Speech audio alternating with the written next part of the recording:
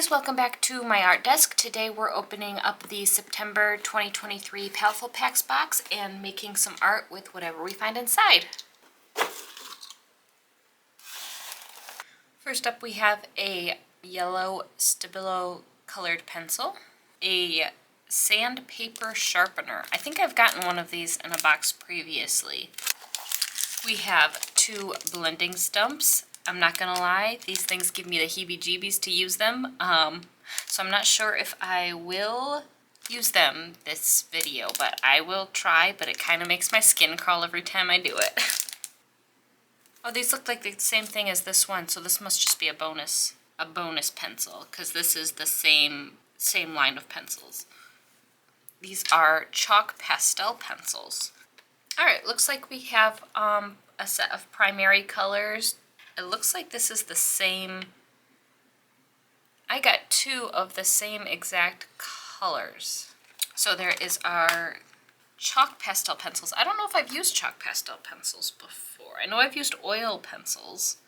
We also have a regular pencil sharpener in here. An adorable little sticker. What is this? Oh, it looks like it's a little cloth for blending, so you don't have to get your fingers all dirty. I've never even heard of that before. That's kind of interesting. I'm excited to try that. Looks like the last thing in here is a huge pad of paper. This is a 15 sheet pad of cotton paper. So this is what I'm working with for this video, and the 4 prompts that I'm going to be doing are Antique, Dragon, Indulgence, and Book. So without wasting any more time, let's get started. So I'm starting off with just my basic swatching test since I've never used these kind of pencils before. I just wanted to see how they worked together, how they blended and layered and stuff like that. But I could tell straight away that I was not going to enjoy working with these. Not that they're bad art supplies, but it was the sensation, the texture and the sound of them makes my jaw tense up and my skin crawl and it sends shivers down my spine. I was not a fan of the texture of these at all. I actually ended up putting gloves on to work with them, partially so that my hand wouldn't smear the pigment, but mostly to try to take some of that sensation away so that I could focus on what I was trying to get done. I know there's some people that have had a lot of success with chalk pastels. I couldn't get over it, you guys. But I'm not a quitter. I still did all 4 prompts, so give me a little bit of credit, okay? For the first prompt, which is Antique, I decided to do this oil kerosene antique lamp. My parents have a huge collection of these things and they are proudly displayed all over the place. They love them. And I think they look really cool. I'm not a big fan of antiques in general. It's just not my style, but I can still really appreciate how beautiful they can be. Working with this first picture, I realized that layering these and blending the layers together is really how I was going to be getting the best effect. And after I had several layers of them down, the texture of them didn't bother me quite so much. But those initial layers on the paper just, they got to me. After the initial sketch was done, I went in with the black chalk pencil and put in a light layer just in different areas of the lamp, the darkest parts especially, just to kind of help me keep a good idea of the form that I was working with. Once the edges of my subject were a little bit more defined, I was able to go in with the different colors and just start playing around with the blues more towards the metal of the lamp, and then the warm reds, yellows, and oranges with the fire and the light that's bouncing around on the lamp. But really, I think the key to working with these pencils is to start off with a thin layer of color and slowly build it up rather than pressing hard and trying to get a ton of color all at once. The thin layers blend easier and you can get a little bit more color dimension when you layer different colors on top of each other when they are thinner layers rather than trying to thickly layer one color on top of another. The one exception to that I found was the white pencil, which I had to press hard to get any kind of adjustment if I was putting it on top of another color. I had to press really hard with that white pencil. If I had planned out a little bit better, I would have started working in the top left-hand corner and then moved my way down to the lower right-hand corner because these do smear really easily.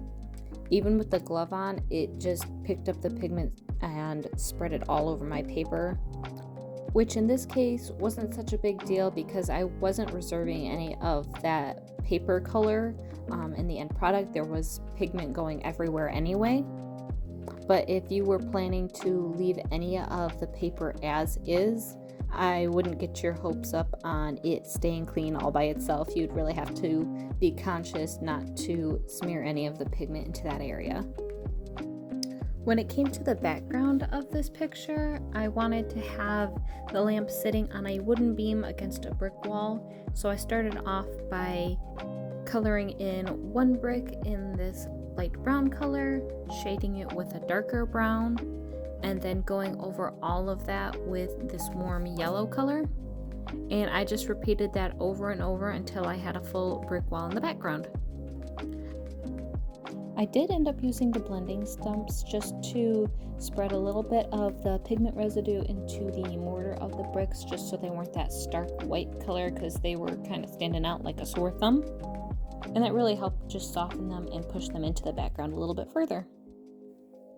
When it came to the wood grain on the beam that the lamp is sitting on, I really wanted to play around with the light that was coming out of the lamp and give more color to the wood grain than what you would originally expect to be there, because this is artwork and I can do anything I want. So in the center of the beam where the light is hitting it the most, I made it yellow and then fade to oranges and reds and a little bit of blues before hitting the outermost sides where it is the browns and black colors.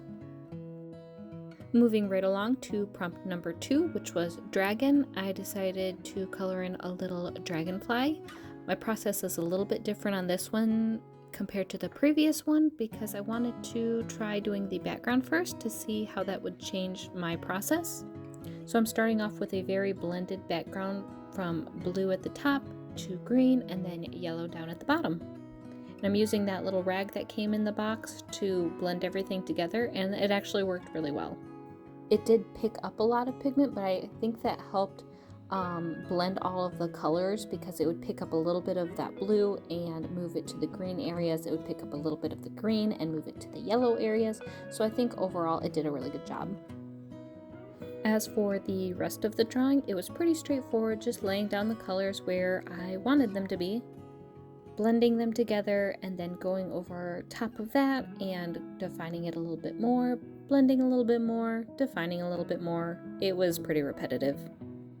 I did try to add a little bit of green on top of these orange wings because I was trying to make them look translucent. I wanted the background to show through them like they were in my reference image. I don't really think it came out the way it did in my head. Actually, I know it didn't come out the way I thought it would in my head, but it still looks all right. I'm not super sad about it. I am not about to redo it because I did not like working with these pencils. So I just got to the point where I thought that's good enough for me and I moved on. I think this would have turned out a little bit better had I cut the paper down because there wasn't a whole lot of detail in this image.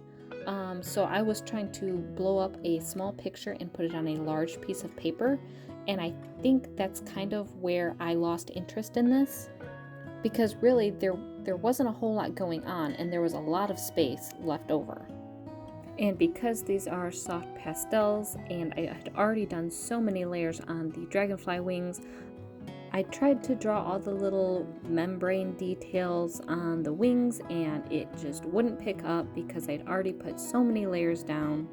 So that was a little bit frustrating. I think I should have just cut the paper, started smaller, but you live and you learn.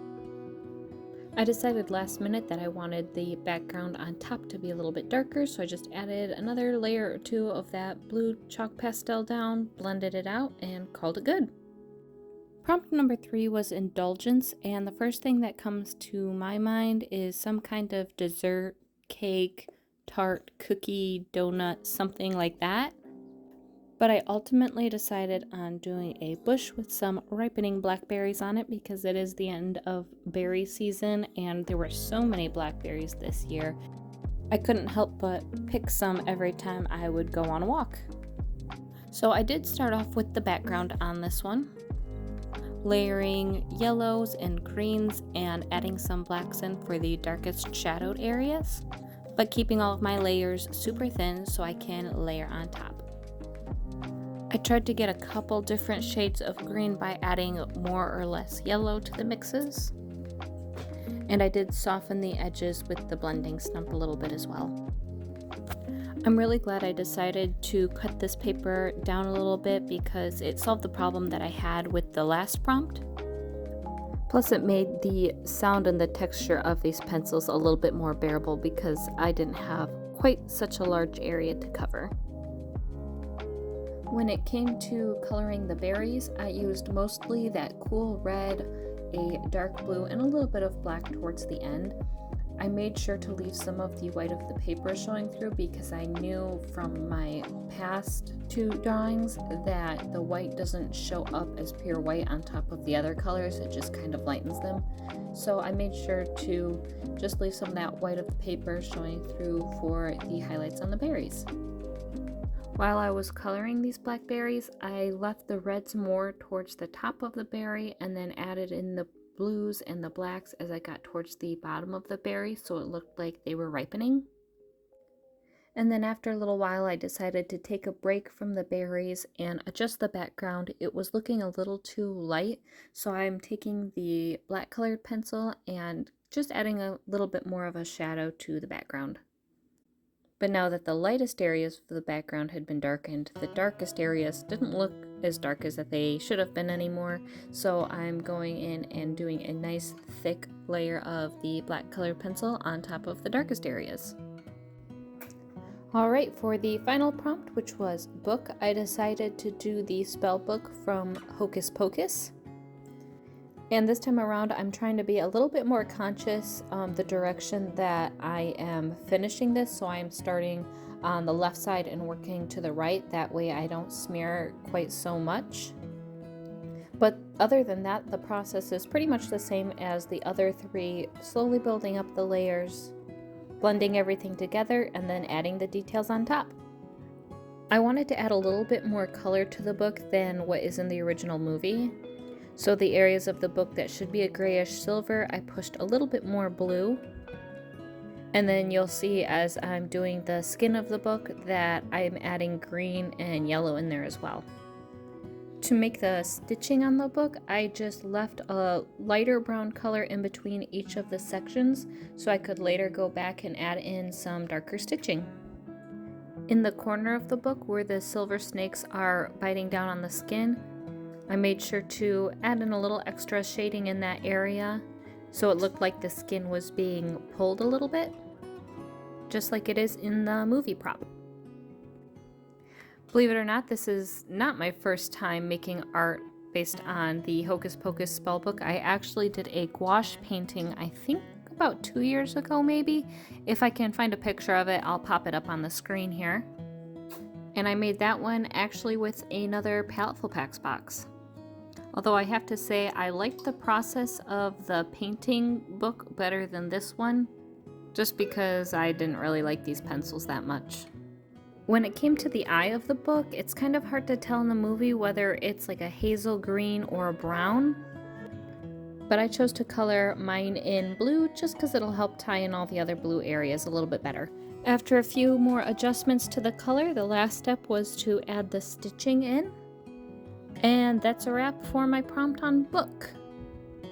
And here are the final results for the 4 pictures that I drew this time around. If you want to leave a comment down below, let me know which one you like the best. I'd love some input. And if you enjoyed this video, make sure you hit the like button as well. I hope this video helped spark some creativity. Now go make some art, and I will see you next time.